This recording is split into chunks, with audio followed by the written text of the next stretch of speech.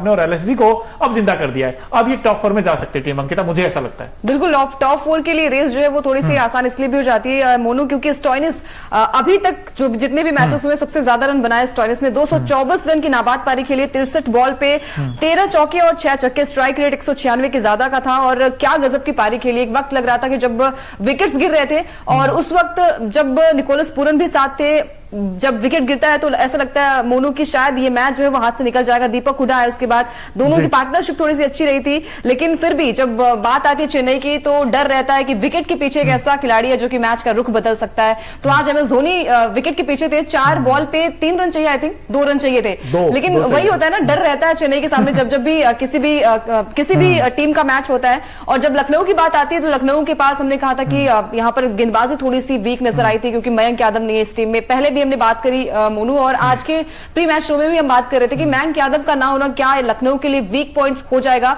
लेकिन एक ऐसा बल्लेबाज सामने आया उभर कर, स्टॉइनिस, जो कि गेंदबाजी में दमखम दिखाते, बल्लेबाजी भी कमाल की करी आज। 124 रनों की नाबाद पारी आती है और फिर चेपॉक में जाकर हराना, ये तो एक अद्भुत चमत्कार सा हो गया, चमत्कार होगा बिल्कुल। क्योंकि भाई चेपॉक के मतलब चेन्नई के गढ़ में जाकर हराना, हम लोग कह रहे थे बार बार कि यार केएल राहुल को अच्छी पारी खेलनी पड़ेगी, डिकॉक खेलनी पड़ेगी, लेकिन यहां पर तो एक ही काफी है, नाम है मार्कस स्टोइनिस। और मार्कस स्टोइनिस की पारी देखते 124 बनाए हैं बंदे ने, सिर्फ 63 गेंदों का सामना किया है, 13 चौके 6 छक्के लगाए और स्ट्राइक रेट देखिए 200 के आसपास हो गया। किसी को उम्मीद नहीं थी इस तरीके की पारी आएगी, क्योंकि लास्ट में अगर आप देखें तो तकरीबन इनको जीतने के लिए कुछ डबल से भी ज्यादा रन रेट चाहिए, 3 के आसपास का, लेकिन कमाल कर दिया भाई इस बैट्समैन ने। और निकोलस पूरन की भी तारीफ करनी पड़ेगी, 34 बनाए 15 गेंदों पर, बड़े सही टाइम पे वो नॉक आई है। 34 15 गेंदों पर 3 चौके 2 छक्के लगाए, पूरन ने अच्छा साथ दिया। और लेकिन निकोलस पूरन के बजाय भाई देवदत्त पडिक्कल आज जल्दी आउट हो गए, लेकिन दीपक हुडा ने भी 6 में 17 बना दिए, बड़े सही टाइम पे। कैमियो इनिंग अच्छी आई है, भी मैच विनिंग पारी कहूंगा मैं तो, मैच विनिंग पारी रहेगी, क्योंकि विकेट्स आपके हाथ पे नहीं होते हैं। जब आप सामने मुस्तफिजुर रहमान जैसे गेंदबाज होते हैं, पाथिराना जैसे गेंदबाज होते हैं, तो आप पे वो डर होता है, वो शिकन नजर नहीं आई यहाँ पर बल्लेबाजों पे। और स्टॉइनिस जिस फॉर्म में खेल रहे थे ना, ऐसा लग रहा था कि भैया ये मैच को फिनिश करके आएंगे, और उन्होंने किया भी। 124 रनों की नाबाद पारी आई है और क्या गजब की पारी थी। आपके बड़े बड़े प्लेयर जो है वो आउट हो जाते हैं, 0 पर आउट हो जाता है डिकॉक, उसके बाद बारी आती है यहाँ पर, ये लगता है कि शायद यहाँ पर कप्तानी पारी खेलेंगे केएल राहुल, लेकिन उनका बल्ला भी नहीं चला, 16 रन पर आउट हो जाते हैं। उसके बाद से वहां मैच को किस तरीके से तब्दील किया स्टॉइनिस ने, ये आज लखनऊ की टीम ने किया है। और शायद ये इतिहास के पन्नों में भी दर्ज होगा कि स्टॉइनिस ऐसा बल्लेबाज जो कि तीसरे या चौथे नंबर पर बल्लेबाजी करने आते हैं, मैच के रुख किस तरीके से बदल देते हैं, ये शायद लखनऊ के लिए इतिहास भी होगा। और जब बात आती है चेन्नई की तो नो डाउट यहाँ पर एमएस धोनी जो है वो सबसे आगे नाम आता है। और हमेशा हमने देखा है कि 2 रन से 4 रन से मैच अगर किसी भी टीम का सामने है और धोनी अगर सामने है तो कुछ भी हो सकता है, लेकिन आज शायद चेन्नई का दिन नहीं था चेपॉक में। और ऋतुराज की तारीफ इसलिए भी बनती है मोनू, क्योंकि आईपीएल के इतिहास में 17 साल बाद कुछ ऐसा हुआ है कि कोई कप्तान जो है वो शत की पारी आई उनके बल्ले से। बिल्कुल, इस बात मैच की बात कर रहे थे हम भाई, टॉस भी जीता है लखनऊ की टीम ने और मैच भी जीत लिया। और जब बैटिंग आई सीएसके की टॉस हारकर, तो उसमें ऋतुराज गायकवाड़ ने एक आउटस्टैंडिंग पारी खेली, 108 बनाए, 60 गेंदों का सामना किया, 180 का स्ट्राइक रेट, 12 चौके 3 छक्के लगाए, ये भी इस टीम के लिए बड़े अच्छे रहे। लेकिन अजिंक्य रहाणे, अब अजिंक्य रहाणे रचित रविंद्र दोनों एक जैसे ही हैं, इनका फॉर्म फिलहाल मामला गड़बड़ है इनका। आज भी 1 रन बनाया 3 गेंद पर, और यहां पर आउटस्विंग गेंद पर वो आउट हुए थे और पहले ओवर में निपट गए थे। उसके बाद रविंद्र जडेजा से बड़ी उम्मीदें थी कि नंबर 4 पर भेजा गया था कि ऋतुराज गायकवाड़ का साथ निभाएंगे और लेफ्ट राइट कॉम्बिनेशन कारगर होगा, लेकिन जडेजा भी आज दगा दे गए, सिर्फ 16 बनाए 19 गेंदों पर। और अगर मैं लखनऊ सीएसके की बैटिंग देखता हूं तो अंकिता, उसमें मैट हेनरी ने पहला झटका दिया था और डैरिल मिचेल भी आज कुछ खास नहीं कर पाए, सिर्फ 11 बनाए 10 गेंदों पर। डैरिल मिचेल को आज मौका मिला था रचिन रविंद्र की जगह, लेकिन उस मौके का वो फायदा उठा नहीं सके। लेकिन जिसने फायदा उठाया वो ये है शिवम दुबे। अब इन्होंने 27 गेंदों पर 66 बनाए, हर बार ये खिलाड़ी इंप्रेस कर रहा है और ये कहीं ना कहीं बार बार बता रहा है सिलेक्टर्स को कि मैं बिल्कुल तैयार हूं बॉस, आप मुझे T20 वर्ल्ड कप की टीम में ले लो बस। क्यों अंकिता? बिल्कुल, T20 वर्ल्ड कप में आप खिला लीजिए। और शिवम दुबे हर बार इन्होंने इंप्रेस किया है, लेकिन आज गायकवाड़ ने जो पारी खेली वो शायद चेन्नई के लिए एक, भले ही हार गई चेन्नई, लेकिन फिर भी यहाँ पर Gaikwad as a team India के प्लेयर उनके लिए काफी अच्छी बात है कि आपने शतकीय पारी खेली। और जब आप ओपन करते हो तो सारा दारोमदार आपके ऊपर होता है। वहां पर गायकवाड़ ने, जो कि अभी तक चेन्नई के किसी भी कप्तान ने नहीं किया है, वो गायकवाड़ ने कर दिखाया। जो पारी उनके बल्ले से आई है मोनू, वो शायद चेन्नई के लिए भी एक तरीके से अच्छी बात है और फैंस के लिए अच्छी अच्छी बात ही है, लेकिन वही चीजें होती है ना कि 210 रन का यहाँ पर चेन्नई की टीम ने बनाया, 211 का टारगेट दिया, वहां से लखनऊ ने चेज किया, ये बहुत अच्छी बात है। बिल्कुल चेज किया है, और इस चेज में भाई जब 211 आप चेज करते हो और स्टार्टिंग में ही आपके 2 विकेट आउट हो जाए, उसके बाद इतना आसान होता नहीं। लेकिन मार्कस स्टोनिस नाम के इस बैट्समैन ने भाई बल्ले से कोहराम मचाया और चेपॉक में लखनऊ का परचम लहराया, ये कहना गलत नहीं होगा। और आप भी दोस्तों बताइए, आपको क्या लगता है भाई, किसने ज्यादा इंप्रेस किया, ऋतुराज गायकवाड़ की पारी ने या फिर जो मैच विनिंग नॉक खेली है और नॉट आउट आई? अच्छी बात यह है 124 बनाए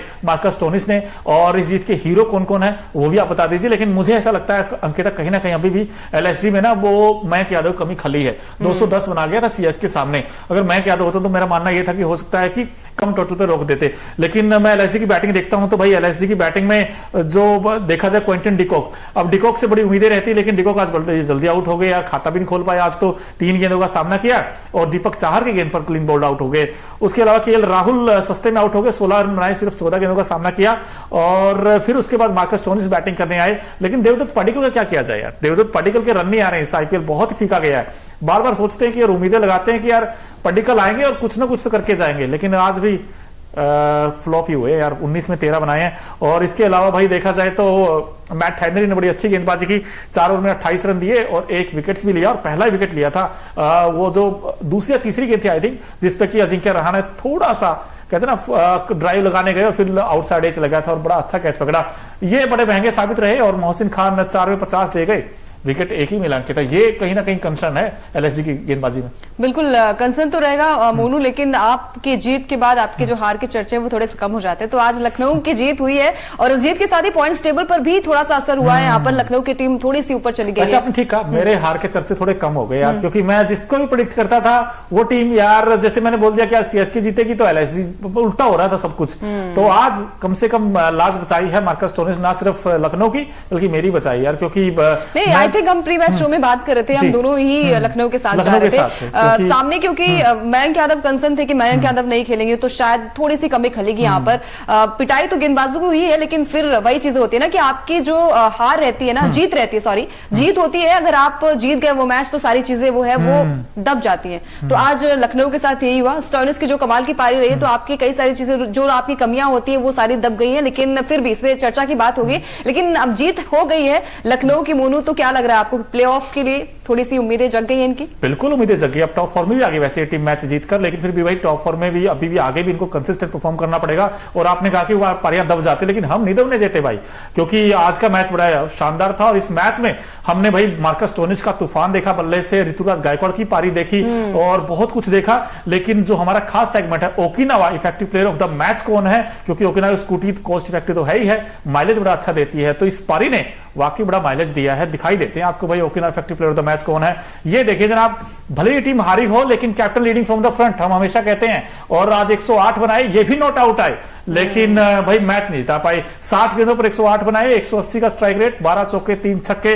अब ये भी उसी रेस में आ गए जिस रेस में संजू सैमसन है, जिस रेस में शुभमन गिल हैं, यशस्वी जायसवाल हैं, रोहित हैं। अब अच्छा लगता है ना कि रोहित का भी 100 आ गया आईपीएल 2024 में, संजू सैमसन का भी अच्छी पारियां खेली है, जायसवाल का भी 100 आ गया, और अब गायकवाड़ का भी आ गया। और क्या चाहिए आपको? बिल्कुल, और क्या चाहिए, क्योंकि गायकवाड़ की ये सेंचुरी दूसरी है, क्योंकि इससे पहले भी वो सेंचुरी लगा चुके हैं। लेकिन आईपीएल इतिहास में चेन्नई के पहले ऐसे कप्तान बने जिनकी सेंचुरी आई है। और आज उनकी पारी इसलिए भी यादगार रहेगी क्योंकि आप एज ए कैप्टन आपकी जो बल्लेबाजी होती है वो उसकी सराहना होती है, साथ ही साथ जिस तरीके की उन्होंने बैटिंग करी है चेन्नई के लिए वो भी अच्छी बात है। भले चेन्नई ये मैच हार गई है, लेकिन इस मैच में कई सारे ऐसे खिलाड़ी रहे हैं जिन्होंने इंप्रेस किया, चाहे शिवम दुबे हो, चाहे वो जायसवाल हो, माफ कीजिएगा, चाहे वो ऋतुराज गायकवाड़ हो, क्योंकि ऋतुराज गायकवाड़ ऐसे बल्लेबाज हैं मोनू जो कि हर बार एक अच्छी नॉक खेलकर जाते हैं। आज वो नॉक जो थी वो शतकीय पारी में तब्दील हुई है। इसके अलावा जब बात आती है यहाँ पर टीम इंडिया की, तो आपने कहा कि बहुत सारे नाम है वहां पर, तो उस पर भी चर्चा हम बाद में करेंगे।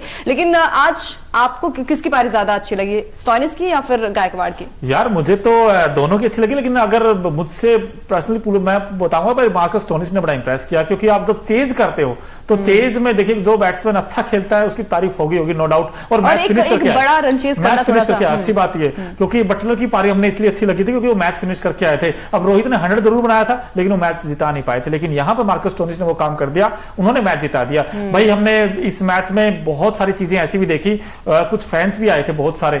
तो हमारे खास सेगमेंट है Okinawa colourful moment of the match, क्योंकि ओकिनावा की स्कूटी है ना 7 से 8 कलर्स में आती है, येलो कलर में भी आती है बाय द वे, वो भी आप खरीद सकते हैं अंकिता। वैसे बड़ी कॉस्ट इफेक्टिव है यार, ले सकते हो आप वैसे। तो भाई देख ही रहते क्या कर रंग रहे आज चेपॉक के मैदान पर। आप ये देखिए सीएसके फॉर लाइफ लिखा हुआ है, क्योंकि फैन ही इतने हैं ना। बिल्कुल, गायकवाड़ की पारी, यादगार पारी। तो मैच भले ही नहीं जीत पाए लेकिन इन्होंने दिल जीता है फैंस का। इसके अलावा ये लखनऊ के फैन ऐसा है, लखनऊ के छोटे से बच्चे, और कहीं ना कहीं भाई ये भी चीयर करने आए थे और आज इनकी विश पूरी होगी, लखनऊ जीत गई और क्या चाहिए। बिल्कुल, चेपॉक पे जाकर हराई ये बड़ी बात होती है, और जब आप किसी के गढ़ में आप हराते हैं तो एक मजा अलग होता है उस जीत का। तो आज कई सारे कलरफुल मोमेंट्स रहे हैं मोनू, लेकिन इस जीत के साथ ही पॉइंट्स टेबल पर बड़ा बदलाव हुआ है, क्योंकि अभी तक टॉप 4 में थी चेन्नई की टीम, अब लखनऊ की टीम जो है वो पॉइंट्स टेबल पर चौथे नंबर पर आ गई है, और पहले नंबर पर आरआर की टीम जो कि कमाल का प्रदर्शन कर रही है। एक मैच सिर्फ हारी है, उसके अलावा जितने भी मैचेस हुए हैं हर मैच में जीत आई है। केकेआर की टीम जो है वो दूसरे नंबर पर है, हैदराबाद की टीम तीसरे नंबर पर है, और लखनऊ इस जीत के साथ पॉइंट्स टेबल पर चौथे नंबर पर आ गई है, और चेन्नई इस हार